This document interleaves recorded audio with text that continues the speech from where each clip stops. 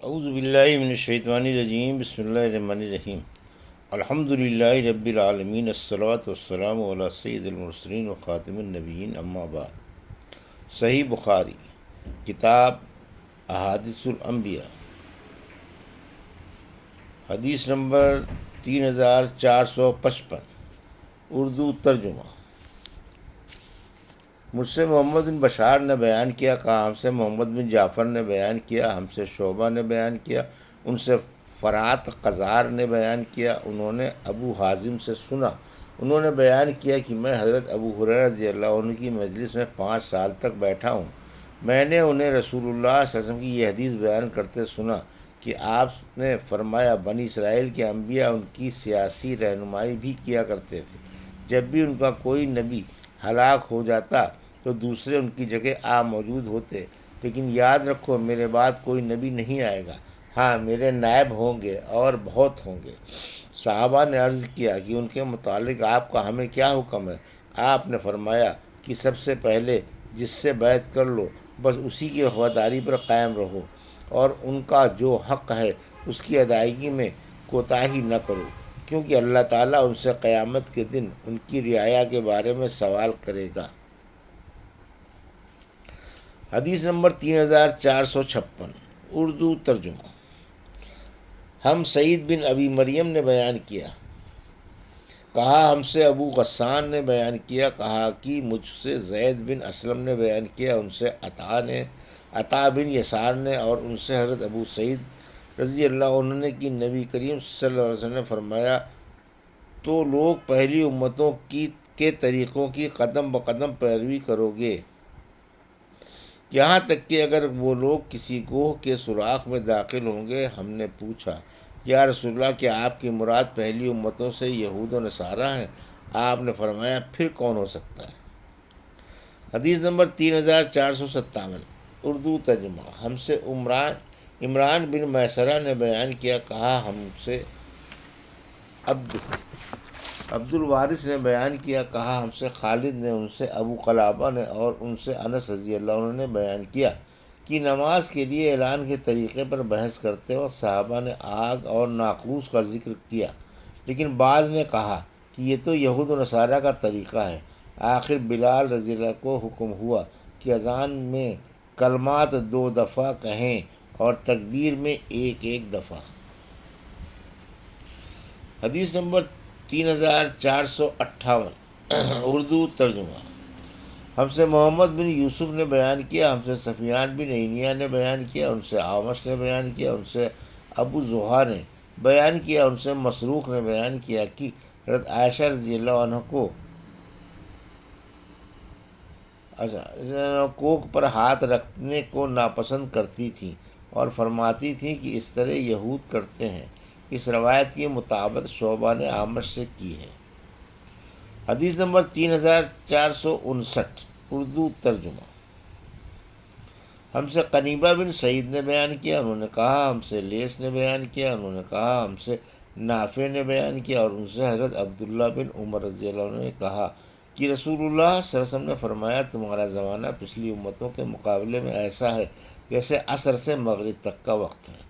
تمہاری مثال یہود و نصارہ کے ساتھ ایسی ہے جیسے کسی شخص نے کچھ مزدور لیے اور کہا کہ میرا کام آدھے دن تک کون ایک قیراط کی اجرت پر کرے گا۔ یہود نے آدھے دن تک ایک قیراط کی مزدوری پر کام کرنا طے کر لیا۔ پھر اس شخص نے کہا کہ آدھے دن سے عصر کی نماز تک میرا کام کون شخص ایک قیراط کی مزدوری پر کرے گا۔ اب نصارہ ایک قیراط کی مزدوری پر آدھے دن سے عصر کی وقت تک مزدوری کرنے پر تیار ہو گئے۔ پھر اس شخص نے کہا کہ عصر کی نماز سے سورج ڈوبنے تک 2 قیراط پر کون شخص میرا کام کرے گا؟ تمہیں معلوم ہونا چاہیے کہ وہ تم ہی لوگ ہو جو 2 قیراط کی مزدوری پر عصر سے سورج ڈوبنے تک کام کرو گے۔ تم آگاہ رہو کہ تمہاری مزدوری دگنی ہے۔ یہود و نصارہ اس فیصلے پر غصہ ہو گئے اور کہنے لگے کہ کام تو ہم زیادہ کریں اور مزدوری ہمیں کو کم ملے۔ اللہ تعالیٰ نے ان سے فرمایا، کیا میں نے تمہیں تمہارا حق دینے میں کوئی کمی کی ہے؟ انہوں نے کہا کہ نہیں۔ اللہ تعالیٰ نے فرمایا، پھر یہ میرا یہ میرا فضل ہے، میں جسے چاہوں زیادہ دوں۔ حدیث نمبر 3460 اردو ترجمہ۔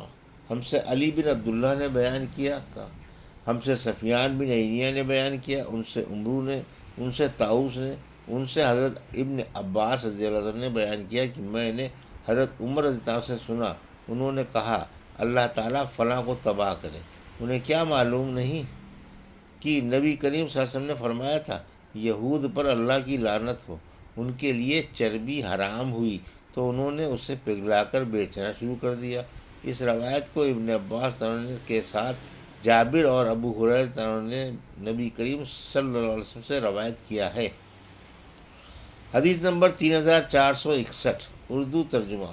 ہم سے ابو عاصم ضحاک بن مخلد نے بیان کیا، کہا ہم کو اوزاعی نے خبر دی، کہا ہم سے حسان بن عطیہ نے بیان کیا، ان سے ابو قبشہ نے اور ان سے حضرت عبداللہ بن عمر رضی اللہ عنہ نے کہ نبی کریم صلی اللہ علیہ وسلم نے فرمایا میرا پیغام لوگوں کو پہنچاؤ، اگرچہ ایک ہی آیت ہو اور بنی اسرائیل کے واقعات تم بیان کر سکتے ہو، اس میں کوئی حرج نہیں، اور جس نے مجھ پر قصداً جھوٹ باندھا تو اسے اپنے جہنم کے ٹھکانے کے لیے تیار رہنا چاہیے۔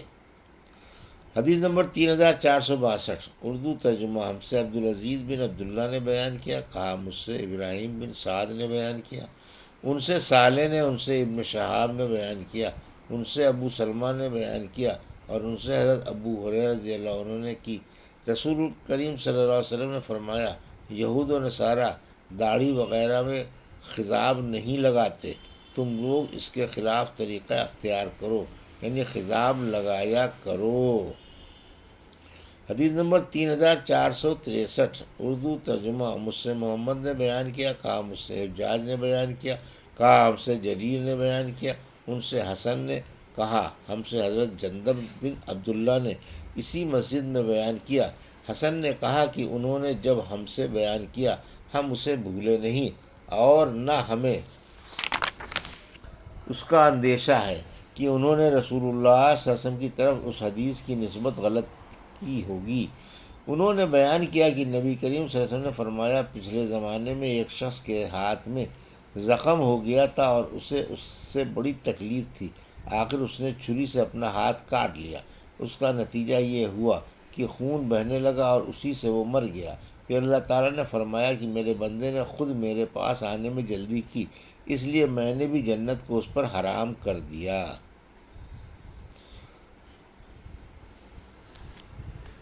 یہ تھی صحیح بخاری باب کتاب کتاب احادیث الانبیاء کی حدیث نمبر 3455 سے 3463 کا اردو ترجمہ جو ابھی آپ نے سماعت فرمایا۔ اللہ سے دعا ہے کہ اللہ ہمیں ان حدیثوں کی صحیح سمجھ عطا فرما اور ان پر عمل کرنے کی توفیق عطا فرما، آمین یا رب العالمین۔